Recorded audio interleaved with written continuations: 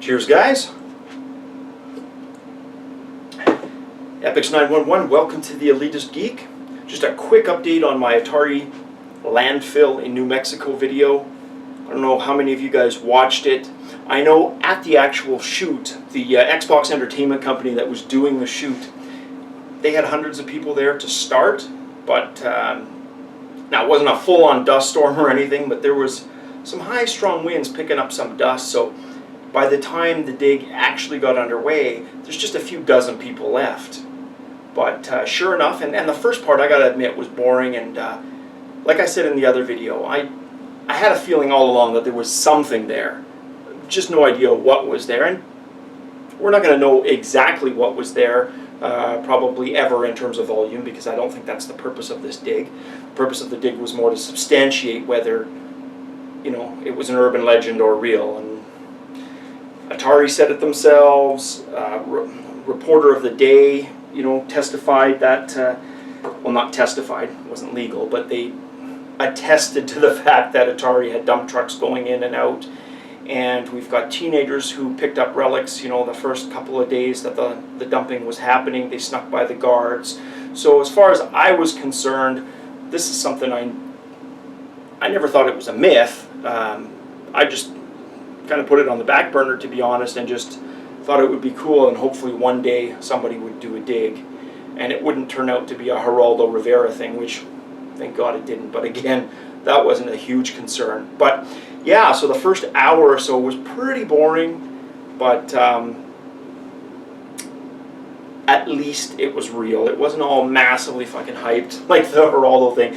And seriously, guys, if you want to laugh, well, laugh in hindsight, once you're in a position where you've watched it, to think back and reflect on it. But for those of us who watched the original Geraldo thing, that dude has shot himself in the foot so many times with massive egg on his face embarrassment.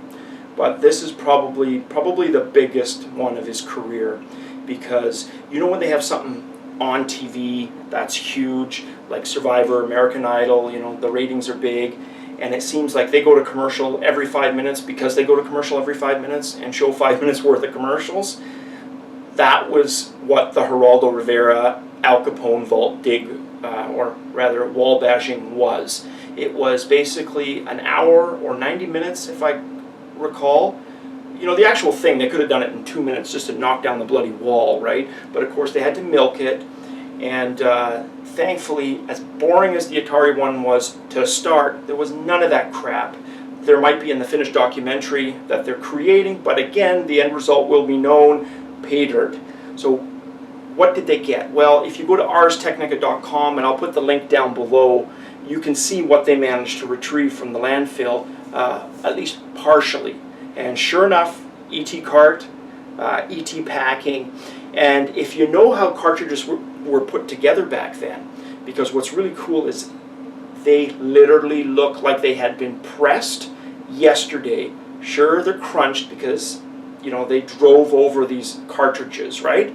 But if you know about cartridges, the circuit boards inside are pretty damn durable, and you can destroy the case and still have the cartridge work perfectly fine. In fact, I'd be confident in saying you're probably going to have 20-30% of those carts that were rolled over still functioning just fine in a retcon or actual Atari 2600 unit. So again, it wasn't massively boring. By the time it got to showing it, pictures were coming up fast and furious. But yeah, arstechnica.com, they had a really cool story. They had some guys on site, and you can see full color pictures of the Atari carts. But where I was going with that, in a long-winded way, was they literally look like they were pressed the other day in terms of the clarity. There's no fading, and I'm sure that has something to do with the fact that it's a desert environment, right? You know, you've got dry, moisture-free. I mean, it gets freaking cold, don't get me wrong, right, at night, because you've got open space, open terrain. It probably gets to 0 and below for anyone who's not metric, fucking cold.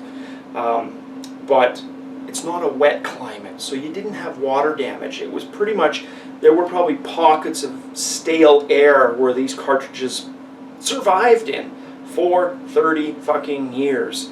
and to still look like that, it's fantastic. I tell you what, if I wasn't up in British Columbia, if I'd been anywhere like within a state of that place, I would have been there today, because too fucking cool. Tray cool. So be interesting to see what kind of inventory they haul out of there. But E.T. the Extraterrestrial, man, there is a game that when people say is bad, nobody's sugarcoating. Nobody is over-exaggerating or under-exaggerating.